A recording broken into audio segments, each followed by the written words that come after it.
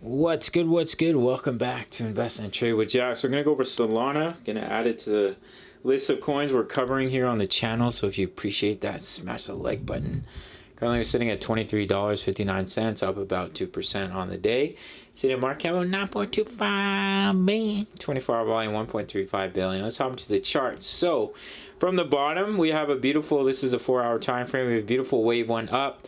Looks like we went through a nice ABC correction into a wave 2, and then you'd be looking to push up in a wave 3. So the wave 3 target would be 113 for the larger wave count, and within that wave count are 5 waves. So we have a nice wave 1 up. Looks like we've seen our wave 2 pullback.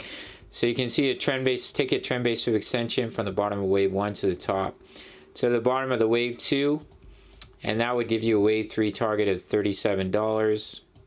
Pull back in the wave 4, push up in the wave 5. And of course, within that wave 3 would be 5 waves. So if we zoom into the 1-hour time frame, looks like we have a nice wave 1 up. We pull back in a wave 2, and this is a huge impulsive wave 3.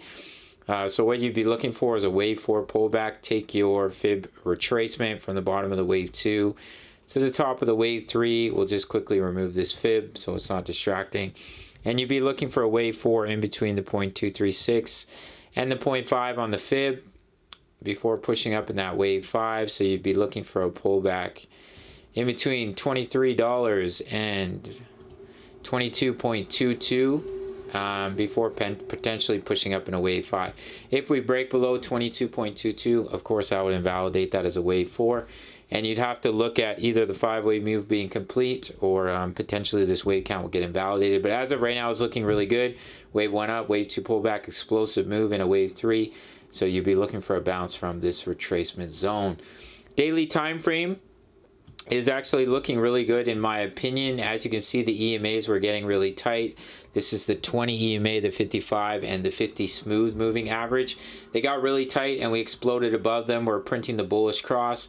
So it's looking really good for continuation in my opinion. As you can see, we're pushing up to resistance, and your next big resistance level is up here, where you can see we had multiple rejections at about $26 for the price of Solana. So things are looking good in my opinion. As that bullish cross prints and it catches up to the candles, I do think there's high chance of seeing continuation to the upside.